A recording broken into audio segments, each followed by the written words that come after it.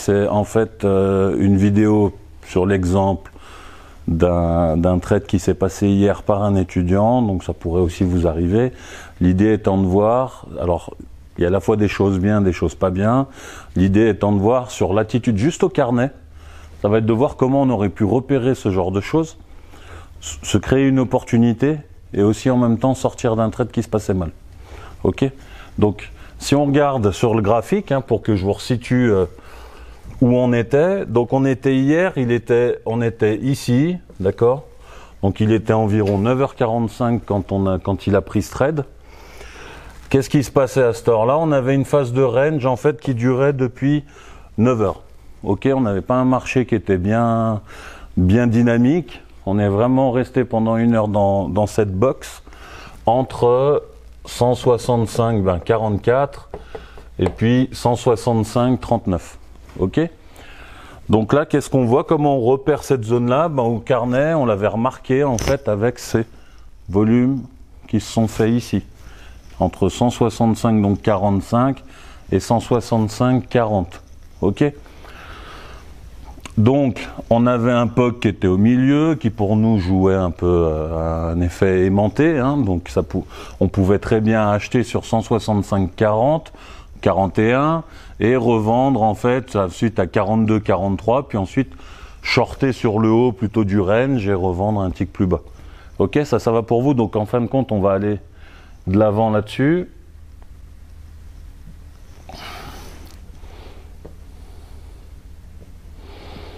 Ok.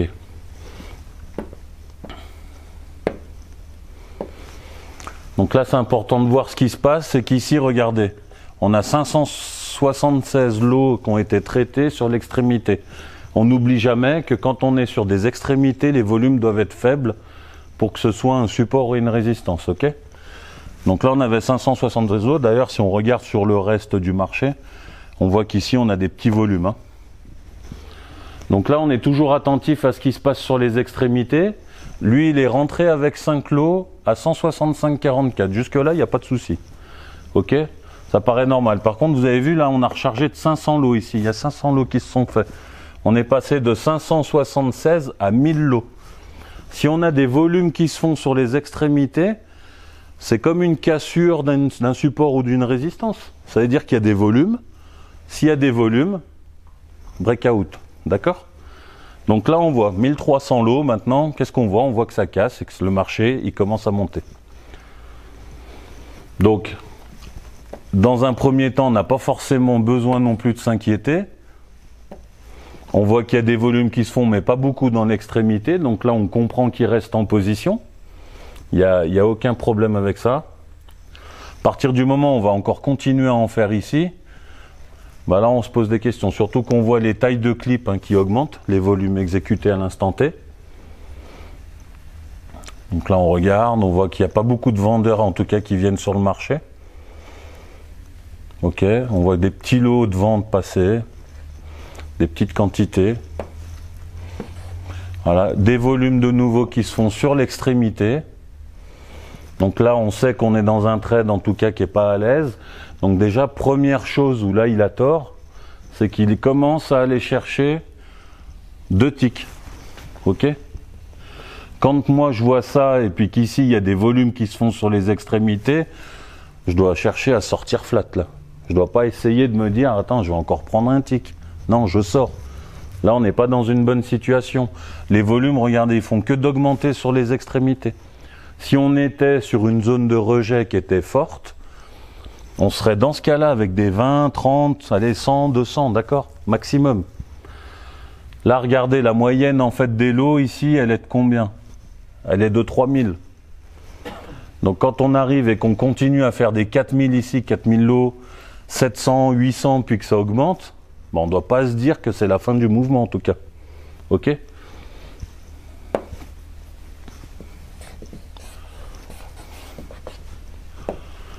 Ok, donc là on voit qu'ensuite il essaye de moyenner. Ok, il se met sur l'extrémité et il moyenne. Il faut bien penser, c'est que ça sert à rien de moyenner sur une extrémité comme ça. Pourquoi? Parce que si on est exécuté, c'est qu'il y a des quantités de l'eau qui se font ici. On est d'accord? S'il y a des quantités qui se font ici, C'est ce que je viens de dire, c'est que finalement il y a du volume et qu'on n'est pas sur une résistance. Donc la R moyenne, on voit en plus qu'il y a 1000 lots tout de suite. Donc on voit qu'on est dans la même moyenne que le mouvement avant. Donc ça veut dire quoi? Que probablement on n'est qu'au début peut-être finalement de notre range ou au milieu. N'oubliez pas, une distribution c'est comme ça, d'accord? Donc là si on prend le POC de la distribution, il est ici. Mais là qu'est-ce qu'on s'aperçoit? C'est que regardez, 387 lots uniquement fait là, on a l'impression que c'est un point faible, on est d'accord? Là on le voit, ok? Et les points faibles ça apparaît que dans les tendances. Donc là en aucun cas il aurait dû remoyenner comme il l'a fait. Par contre là ce qui est super intéressant, c'est tout de suite ce qu'il faut apprendre à repérer, c'est que regardez, là ici on commence à avoir une sorte de petite distribution qui se dessine. Vous voyez là, ces volumes qui se sont faits, qui sont élevés tout d'un coup, eh ben, qu'est-ce qu'on peut analyser par rapport à ça? On peut se dire, ben, c'est peut-être en fait un POC d'une future distribution. Donc si c'est un POC d'une future distribution, si je me place 3-4 ticks au-dessus de lui, on devrait y revenir. Sauf que là, regardez comme ça avance, on s'aperçoit que le POC finalement ce sera peut-être pas celui-là, ce sera peut-être plutôt ici. Regardez à l'allure où il y a déjà 3000 lots qui se sont échangés à 51.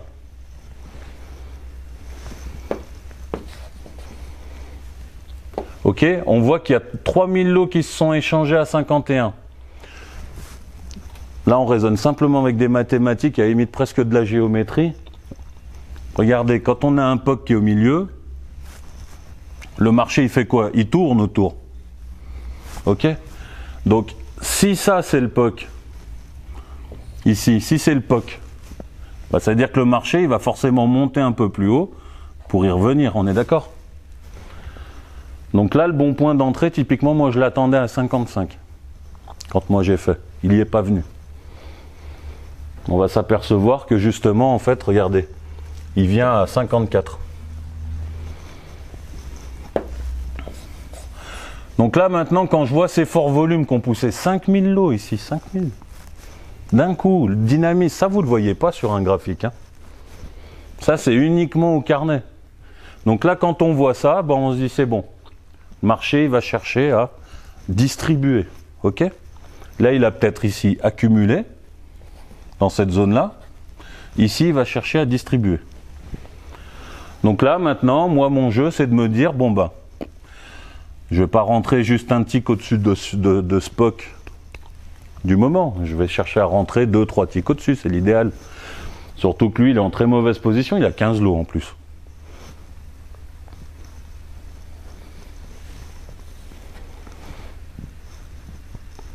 Donc là, on regarde, on voit qu'il y a encore des volumes qui se font en haut, d'accord? Donc on sait que c'est encore pas la fin du mouvement. Là, on monte, voilà, là, on voit 26 lots. Ça devient déjà intéressant, il n'y a que 26 lots, ensuite le marché, il a rebaissé d'un coup. On est d'accord? Par contre, j'ai encore bon nombre de lots qui se font juste au-dessus du POC. Donc là, j'attends. N'oubliez pas, c'est que si c'est une vraie distribution, il va faire ça. Donc, là, si j'ai dessiné ça, ben, j'ai juste à voir, c'est que l'idéal sera de rentrer 54, 53. Ça va, ça vous paraît logique? Ça a du sens? Ok, donc là il essaye à 54. Là on voit que c'est une vraie résistance et qu'elle est top. Parce qu'il n'arrive même pas à être exécuté. Le marché il a fait 15 lots.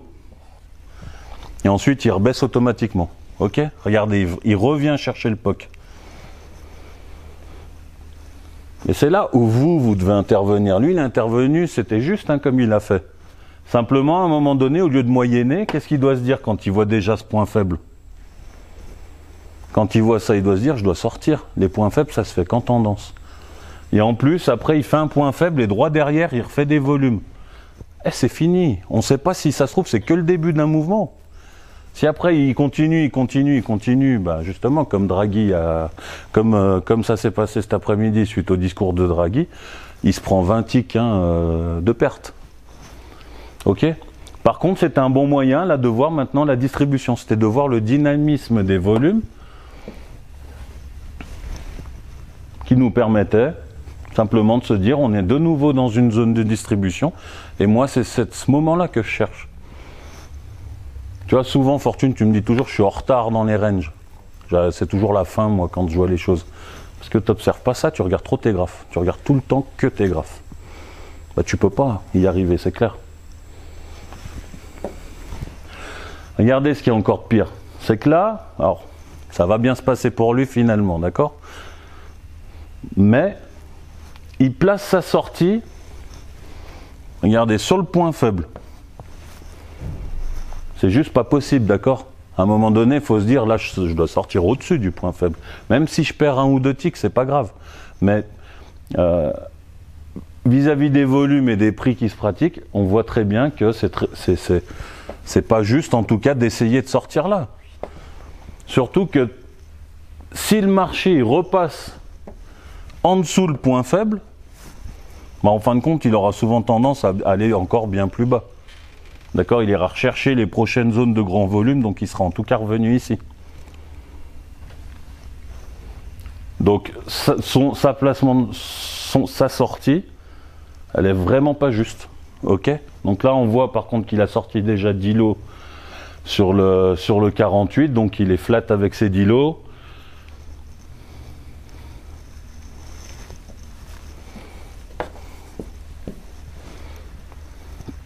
Ok. On voit qu'il y a des volumes qui se font là, on a un peu la confirmation qu'on a une distribution. Et là, vous voyez, ce qui est intéressant, c'est que finalement, là, il perd son temps sur un trade à moyenner qui ne fonctionne pas.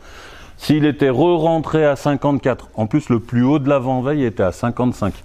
Donc, c'était assez significatif de rentrer sur 54 quand on aurait vu ce POC là. Ok ? Et puis, en plus, il aurait déjà récupéré donc, ce qu'il avait perdu sur le trade d'avant. Et en plus, il aurait pu re-rentrer à l'achat sur 48. Et on voit qu'on est remonté à 50-51. Parce qu'on est dans un range là. Ok ?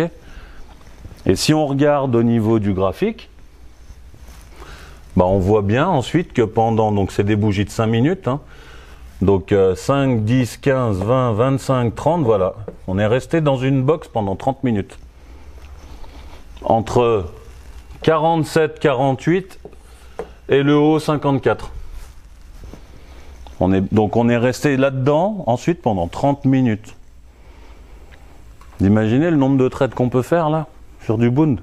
Là on fait son argent, ça se trouve juste dans cette séquence là. Et ça on le repère vraiment avec le dynamisme des volumes. Le POC c'est le milieu d'un range.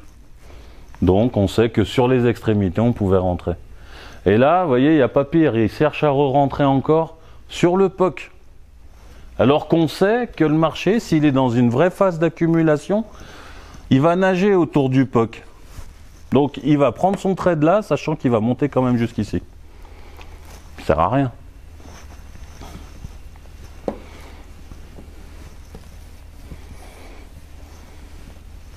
Pour ma défense, je voulais juste remoyenner pour sortir de ma sortie du point faible.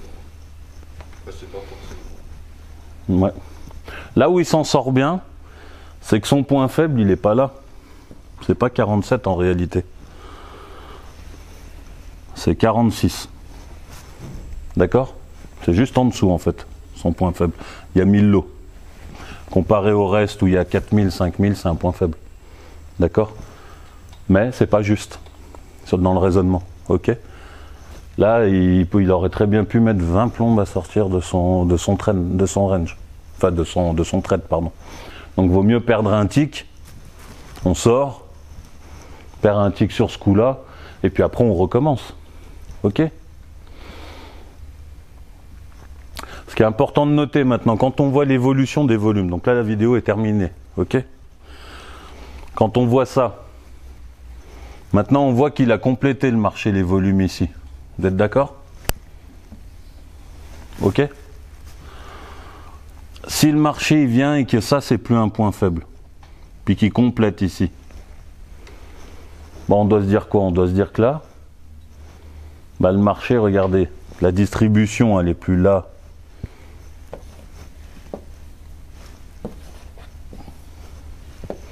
La distribution, elle est plus là et là. bah, la distribution elle va être là. Ok.